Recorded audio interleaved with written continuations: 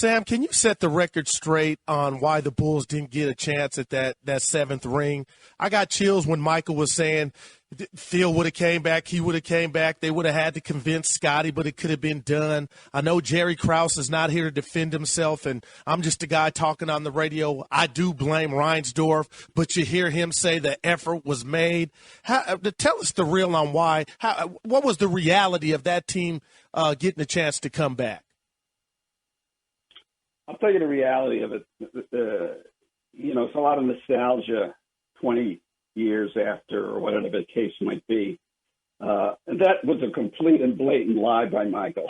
That couldn't have been more than, there were several things in the documentary I saw, I would know, that he made up or he lied about. They weren't major things, but it was like, it's like when a TV movie comes on and they say, this is based on a true story. That's what that was. It was based on a true story. They had all the outlines of what happened, but a lot of the detail, like the pizza thing, the poison, that was complete nonsense. And there were a couple other things like that. I won't go into them because it weren't major. But the thing at the end was a complete blatant lie. And I know what happened was, it was a lockout that year, 98, 99. And Michael being smarter and Phil too, they recognized, they saw this, and what they used, they took advantage of Krause a lot.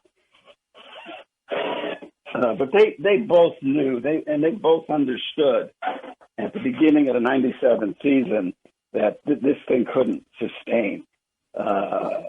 Pippen, obviously, and Michael commented in this, which Scotty obviously didn't like, I guess,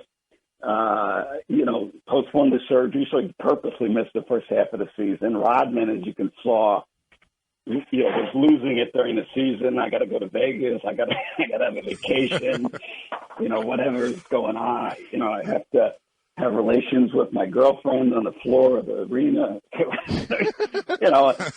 Michael's aware of, he sees all this, but, what a great opportunity, to put Krause on the spot again, blathers this thing about Phil and 82-0, which was, Phil had made clear to the ownership, like the year before even that he was done. He needed a sabbatical. And if you look also, Phil, you could see was eyeing what was going on with the Lakers. They had like 5 coaches in 6 years. They got Shaq and Kobe. They can't figure this out.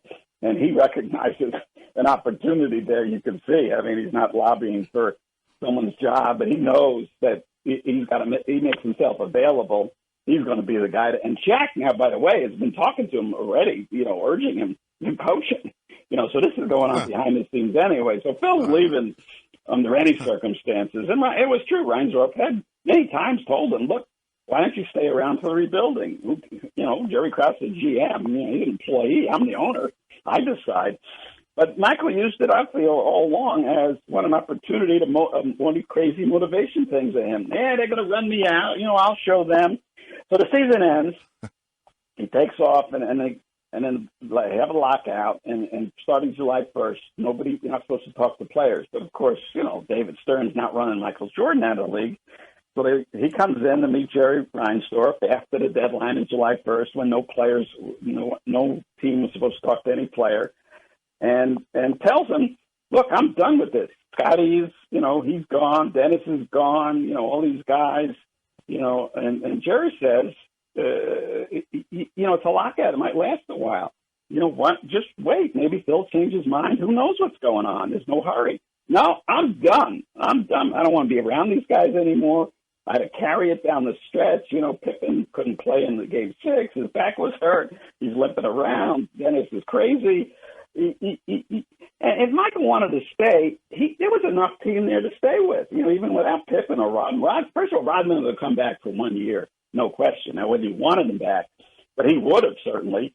And you had Ron Harper, you had Tony Kukoc, you had Randy Brown, they had free agent. Brent Barry, people forget, Brent Barry signed with them that year. They got one of the top shooters in the league to come.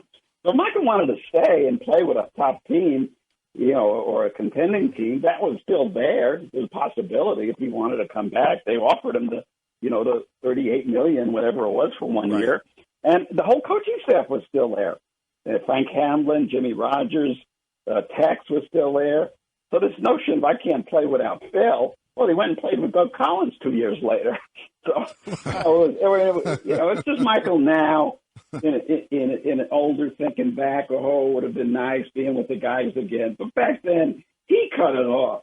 And the only one who ended Bill's dynasties in 93, remember, in 93, he's the guy who quit on them. He left. Now, there were circumstances, extraordinary circumstances, but that was when they were great. Pippen and Grant were still there in their primes. They had all that depth. That broke up the dynasty. If you wanted to talk about a fourth championship that they could have won, that was the one, and he left. And everyone was fine. They understood. No one was blaming him. But then to come back in 98, and I know what he did, and basically walk away completely when he didn't have to, and then to pretend that he was the one who wanted to play, and they forced him out. Whoever forces Michael Jordan out to do anything? I mean, it was such a blatant lie. But, hey, that's part of the mystique of Michael Jordan. Hello everyone, I spend a lot of time trying to get you guys nice videos, so please subscribe to this page, and please subscribe to my second page. The link to my second page is in the description section. Thank you.